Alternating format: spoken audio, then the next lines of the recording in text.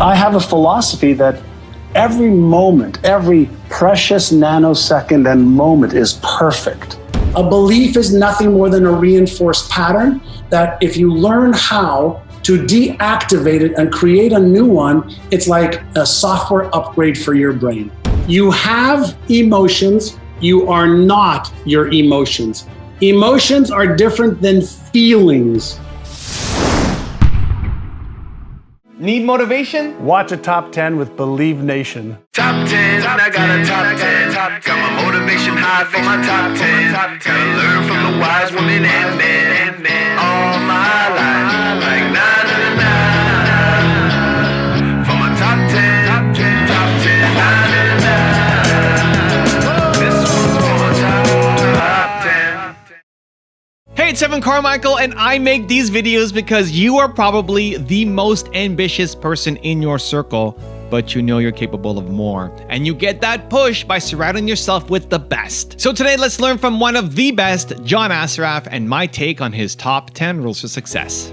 Enjoy. Okay, let's kick it off with rule number 1, visualize. If you think about visualization is simulation. Now, here is the difference. Whoa, that's good. Okay, go ahead. So visualization is simulation. So when we close our eyes, or even if our eyes are open and we start to use our Einstein brain, the imagination, we now have just activated one of the biggest centers of our brain, the occipital lobe, that's connected to the motor cortex. It's connected to the motivational circuit, the nucleus accumbens that releases that dopamine that makes you feel good, that makes you want to take action. So if you visualize yourself achieving the goal, if you visualize yourself behaving in ways that match the new belief, if you even visualize the words, or you take the words on a sheet of paper, and you read them, run your right finger across it, run your left finger across it, close your eyes, see it and feel it, your brain is creating a mental movie with the words. And as it creates a mental movie with the words, that's happening in your subconscious mind. And when you give the subconscious these instructions, a couple things happen because of the way the brain hierarchy works. Number 1 is survival, but then number 2 is safety. And then number 3 is energy conservation. Now, when you do something 20, 30, 40, 50 times, it takes about 66 days to 365 days of repetition to override an old habitual circuit. Not 10 days, not 21 days, 66 to 365.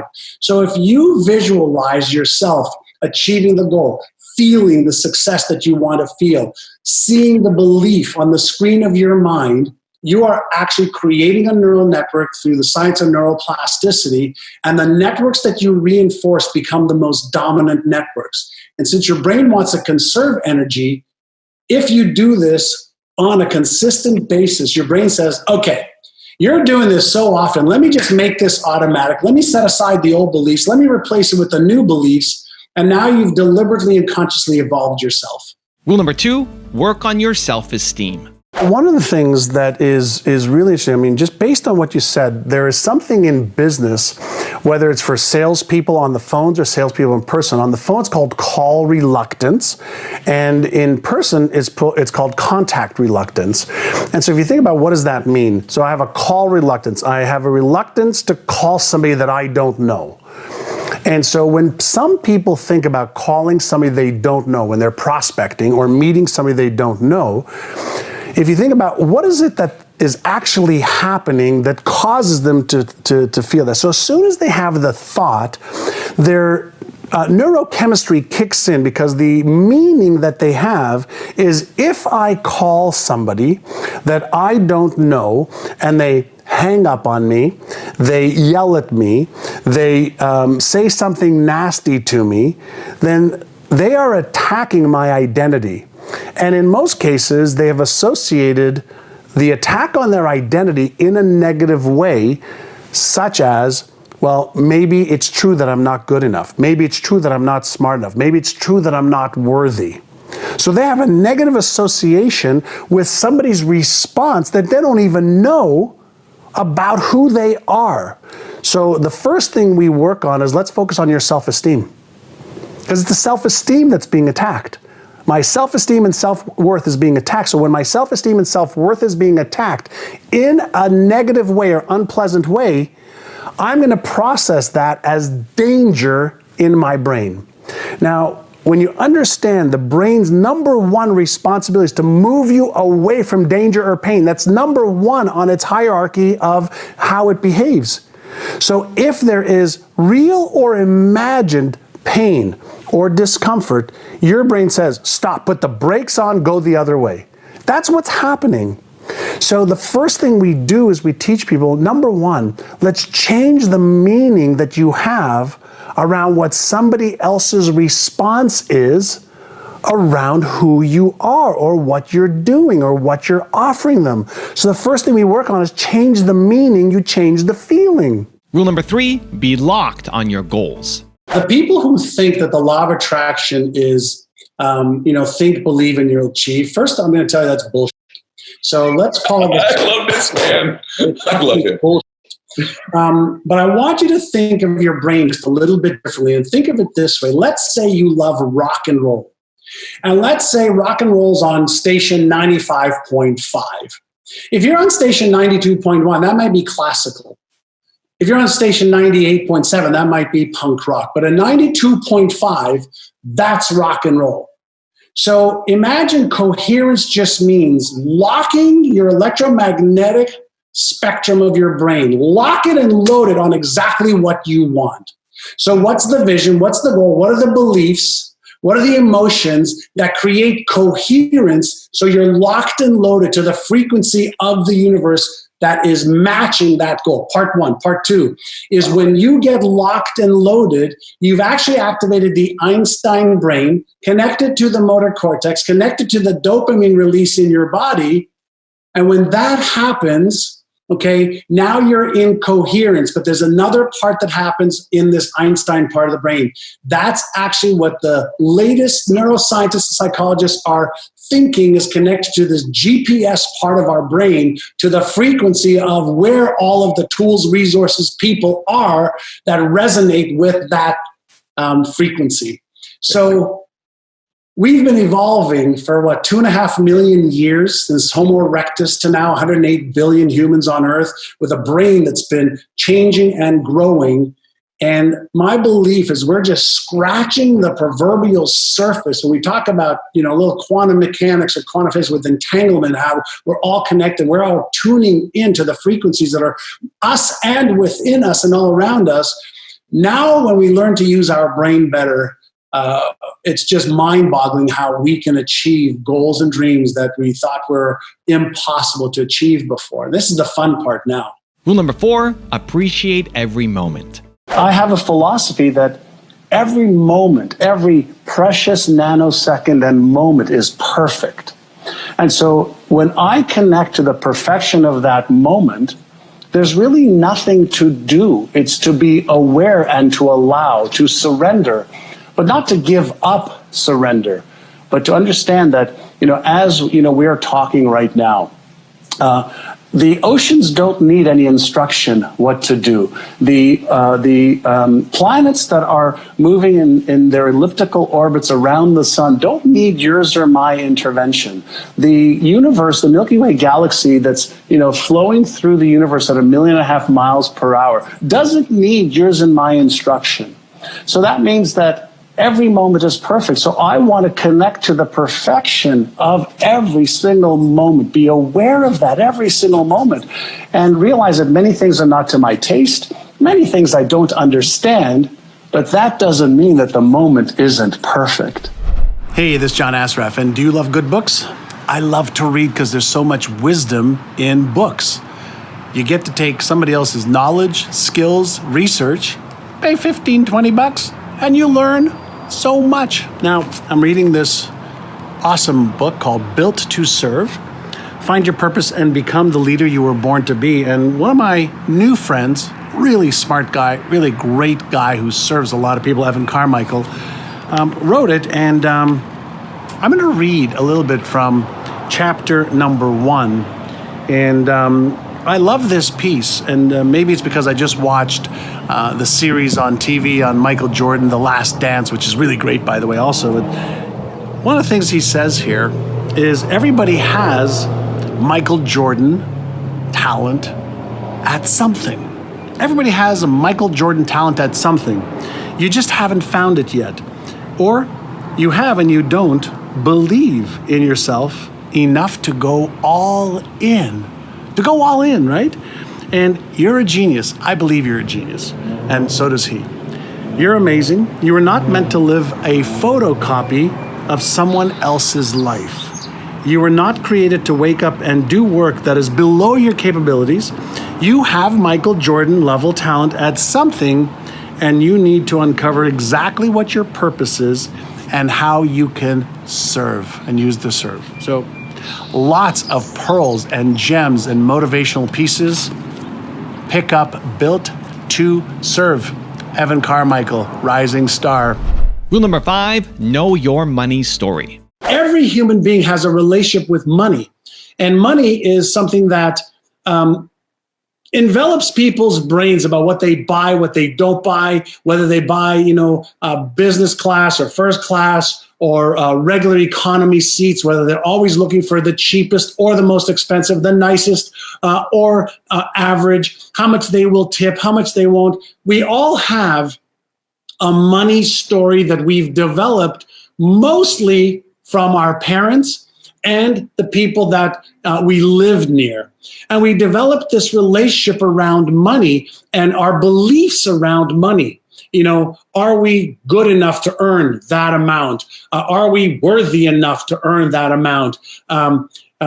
Is it worth it or not? And so one of the things that Mary Morrissey says that we should do, she says for 7 days, write down the thoughts you have about money and notice when you're thinking and notice what you are thinking and notice that the money story you're telling yourself, is it positive, negative? Is it abundance thinking or limited thinking? Is it scarcity thinking or is it what? Fill in the blank. And so once you know your money story, and this is also something that one of our psychiatrists who works with us, Dr. David Kruger, says, once you know the story, the money story, that's when you can start to be aware of it and go, wow, where did I get these limiting beliefs about money, about my value? Where did I get these limiting beliefs of what I can afford and what I can't? Where did I get these limiting beliefs around how I behave with money? Rule number 6, interrupt the pattern. Let's say you have a car, which I imagine most people who are watching have a car. Imagine you're driving your car and a light comes on the dash. It's like, oh, I wonder what that light is. And you look a little bit closer and it says you're low on oil in the engine. Okay, so you're aware of that. And the light stays on. And then 2 seconds later, another light comes on. And you go, what's going on? And it says that the rear tire is low on air. You go, what the hell is going on? And so you keep driving. You say at the next gas station, I'm going to stop and I'll fill up the air and I'll put some oil in the engine so that I top everything up. Now, why am I using that example? When we have an emotion, all emotions, everybody pay close attention. You have emotions, you are not your emotions. Emotions are different than feelings. Emotions happen as an automatic subconscious trigger when your brain is evaluating something you want to do or something that you are doing against the memory that's in there that's causing this old emotion of how you felt or what you did or what you were thinking or what you were experiencing at the time that the memory was created. So all emotions are processed at the subconscious level, and whatever pattern is associated with that behavior that you're doing right now or the incoming stimuli from the outside world is going to trigger this emotion, which then sends a neurochemical release that you feel as guilt and has the thought patterns of guilt or the emotions of being embarrassed. The feeling is the conscious awareness of the cocktail of neurochemicals that have been released, but the emotion is subconscious. So, is it possible to recalibrate a neurological pattern in the brain? Is it possible? If a pattern is nothing more than neurons that have been coalesced or connected, can you interrupt a pattern from the past? Is it possible to interrupt a pattern from the past? So answer that question. Is it possible to interrupt a pattern from the past? Right? So is it possible? Is it possible? Of course it's possible.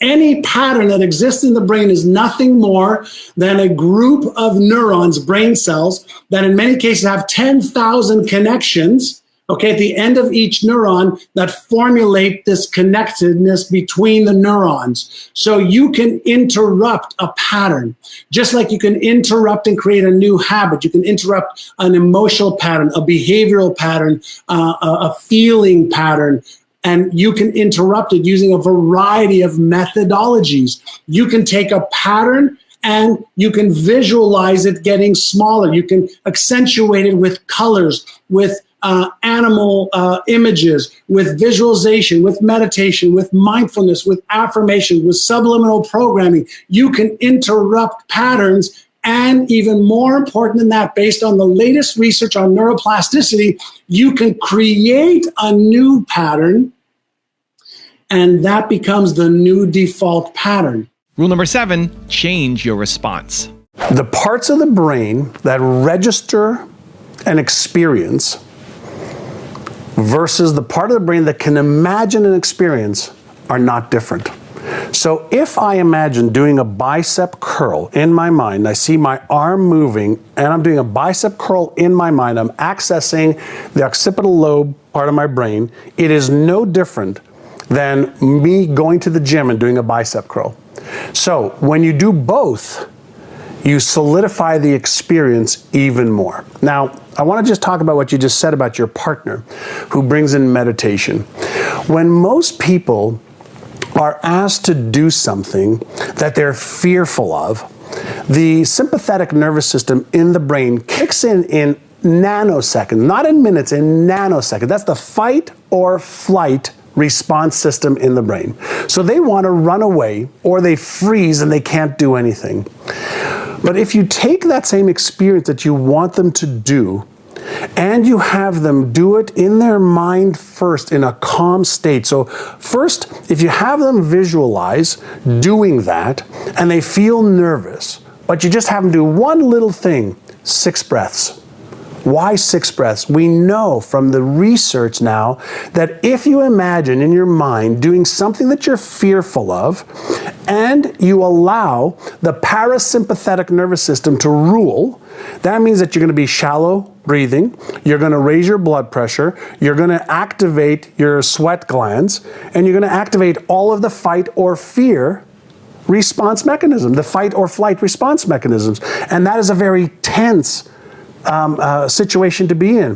What if you could take somebody and have them imagine that exact same thing, but before they take the action, they see themselves, they just take 6 deep breaths. 1, see yourself doing it.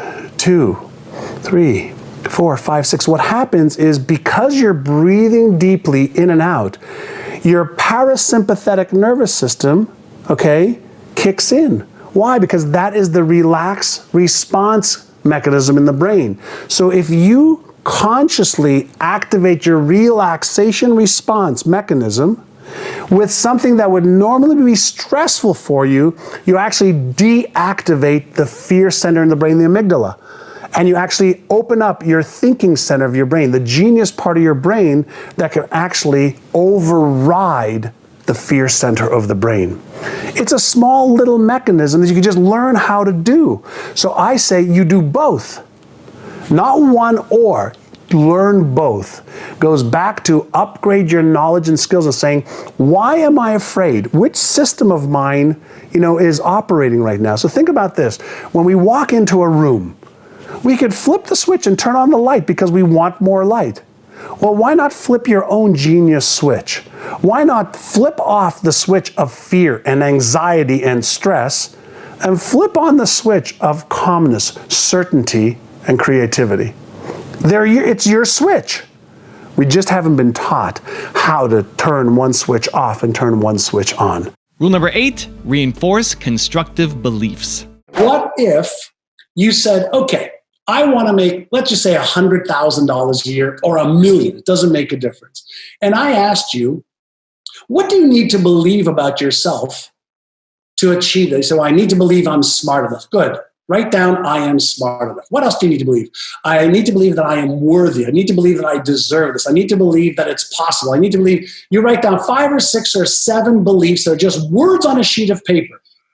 Now, let me stop for just a moment. I'm going to tell a story and come back to this. I want you to imagine that somebody tapped you on the shoulder sometime today and say, hey, I work with Steven Spielberg and Tom Hanks in Hollywood, and we have this new script, okay, that if you get really good at this script where you could read it in front of a camera without the script, we'll pay you $10 million. Now, I want you to imagine you've never seen the script, you don't know how to act, but they said to you, we're going to give you an acting coach. We're going to give you everything you need to memorize the script. We're going to give you everything you need to act it perfectly. What would you do to take that script that's on a piece of paper that you've never seen before? What would you do to take that script to make it yours, for you to own it? And the answer is you'd probably read it like what, once? Would you read it maybe 100 times, 200 times, 500 times? You think you might role play with somebody while you're holding the script in your hand? Do you think you might research the role? Do you think you might take a camera and practice it? And do you think that if you practice it 1 time, 50 times, 100 times, 500 times, you can finally put the script down and you can get in front of the camera and go, boom, here is the script? Do you think you could do that? Well, guess what? A script that's on a piece of paper that you don't believe, with practice, you start to believe. So what happens if you take a belief system and you start to imprint it into your subconscious mind, initially through conscious repetition? But there are ways to access the subconscious mind that we know today that are faster and easier than just doing it consciously. And so you take a vision of you achieving your goals and dreams. You take the beliefs you need. You learn how to manage your emotions a little bit better. And then you develop the habits, which again are nothing more than neural patterns in the brain that have been reinforced. And when you learn how to deactivate the destructive ones and activate constructive ones through spaced repetition and reinforcement, now you are resetting your default way of being. Oh. So a belief is nothing more than a reinforced pattern that if you learn how to deactivate it and create a new one, it's like a software upgrade for your brain. Rule number 9, be present. All we have, which everybody talks about, is this moment, this precious second right now. So the more I could be here right now, the more I'm living, the life that I want to live. I don't want to be focusing too much about the future, too much about the past. I can use those as something to, hope for in the future, as a guiding post from the past. But right now is the moment that every one of us has. And rule number 10, the last one before a very special bonus clip, is take deep breaths. So if you take any event that's occurred in the past, if you just merely think of that event that's occurred in the past, chances are you're firing off the neural network of that pattern, right? So you can take the idea of eating your favorite dessert. What do you think is happening in your brain when you pretend you're eating that favorite dessert of yours and your mouth starts to water and you start to feel, oh, that's such a great dessert? That's neurons in your brain firing and the neurochemistry that is associated with that memory firing. Now, let's say that you have a disempowering pattern of being embarrassed or ashamed or ridiculed. But instead of just thinking about the pattern and going, oh, I don't like it, as soon as you think about the pattern and it has I'm going to say a disempowering or negative emotion chances are that means that the stress center in the brain has been activated. That means that your heartbeat's going to go up. That means that your sweat glands are going to be activated. That means you're going to breathe a little bit less deeply. You're going to be more shallowly. And that is the fear or stress response. Now, what if instead of allowing that to continue, you just stopped and you had this intention? I'm going to dissolve the effectiveness or the strength of this pattern. How do you do that? Well, first and foremost, you stop, you sit, and you start with inner size number 1 that I guide you through in the book. All right. And inner size number 1 is called Take 6, Calm the Circuits. So you want to move from your stress and react system to your relax and respond system. You have parasympathetic and sympathetic nervous systems, okay, that are triggered within the body. So what happens when you sit quietly and you take 6 deep breaths in through your nose and out through your mouth like you're blowing out through a straw? When you do it 6 times in 10-second rhythmic breaths,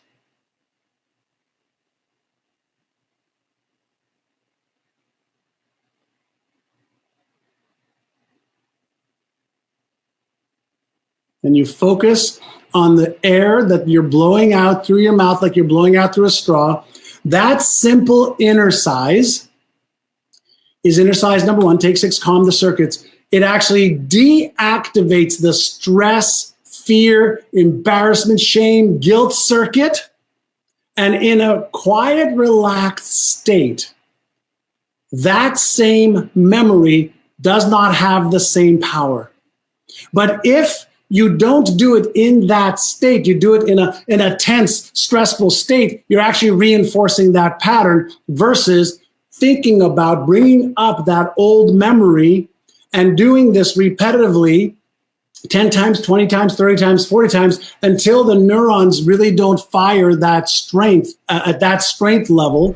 Now I've got a special bonus clip that I think you're gonna enjoy, but before that, it's time for the question of the day. I wanna know, what was your single biggest takeaway from this video and your plan of action for the next week? When you watch something and get motivated and just get inspired, you have a 35% chance of actually following through. But when you get motivated and then you actually create an action plan for what you're gonna do, you increase it from 35% to 91% chance of you actually following through. And when you share your plan publicly, that jumps to 95% chance of following through. So I want that for you. I want to know your single biggest takeaway from this video and your plan of action for the next week. Put it down in the comments below so I can celebrate you.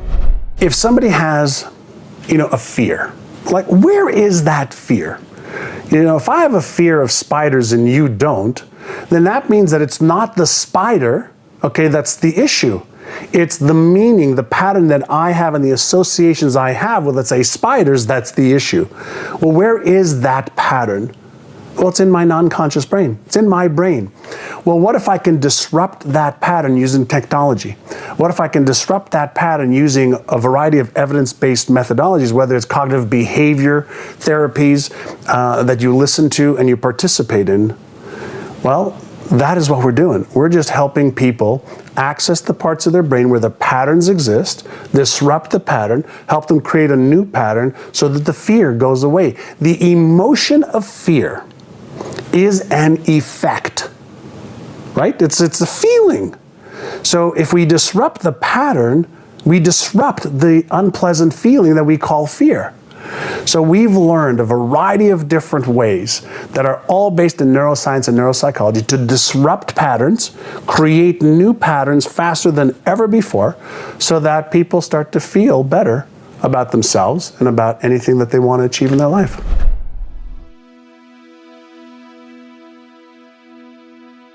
If you want 10 more awesome rules from John Assaraf, check out the video right there next to me. I think you'll enjoy it. Continue to believe, and I'll see you there. The more you can create success rituals, processes, and systems, daily success rituals to activate your motivational centers